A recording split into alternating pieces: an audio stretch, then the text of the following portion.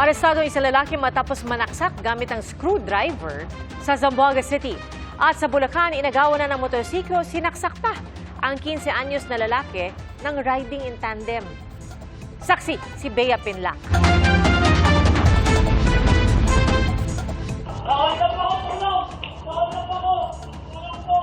Umalingaw-ngaw ang sigaw ng lalaking ito nung Martes ng gabi sa Barangay Kaipian sa San Jose del Monte, Bulacan. Ang lalaki, duguan matapos saksakin ng riding in tandem. Bago yan, nakuhanan ng CCTV na nagmamaneho ng motorsiklo ang 15 anyos na biktima. Kasunod niya ang dalawang lalaking sakay rin ng isang motorsiklo. Maya-maya, hinarang siya ng mga ito. Bumaba ang angkas at sinunggaban ng saksak ang binatilyo bago tinangay ang kanyang motorsiklo. Yung daya ng saksak yung biktima natin, tumama sa tagiliran at forcibly tinangay po yung motor niyang dala-dala. Tumakas ang dalawang suspect sakay ng magkahiwalay na motorsiklo. Dito na nakatakbo ang biktima para humingi ng tulong. Kwento ng kanyang ina, inutusan lang niya ang biktima para magpa-cash in sa tindahan para sa kanyang e-wallet. After 10 minutes lang, nagsisisigaw doon sa may gate na, Mami, tulong. Nasaksak ako, na-hold up ako. Yung motor, Mami, nakuha yung motor, gano'n siya ng gano'n. Sabi ko, huwag ka na magsalita, okay lang, motor lang yun. Basta ikaw, buhay ka.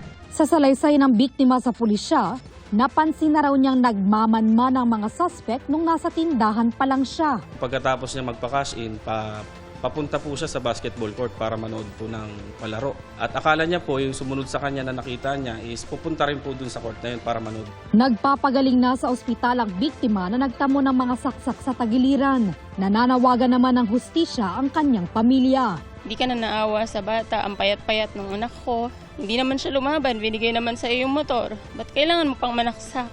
Patuloy na tinutugis ng PNP ang mga suspect na posibleng maharap sa reklamong carnapping at frustrated homicide.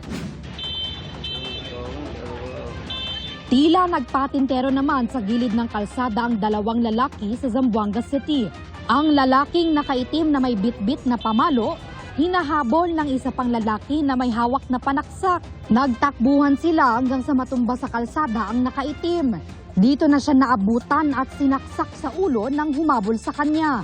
Ayon sa PNP, screwdriver ang ginamit na panaksak ng suspect pero inaalam pa nila ang dahilan nito. Nung kinonfront niya, sir, yun na nag-ano silang dalawa, then bigla siyang in-stab ng screwdriver. So hindi niya alam na may screwdriver pala yun na dala. Pero bago yan, may iba pa palang biktima ang suspect. Sabi ng pulisya, isang lalaki rin ang sinaksak niya nang subukan niya itong agawan ng cellphone. Nagpapagaling na ang biktima na nagtamo ng sugat sa ulo. Nakakulong na ang suspect na posibleng maharap sa kasong frustrated homicide. Hindi pa siya nagbibigay ng pahayag. Sinusubukan pa ng GMA Integrated News na makuha ang pahayag ng mga biktima. Para sa GMA Integrated News, ako si Bea Pinlac, ang inyong saksi. Mga kapuso, maging una sa saksi.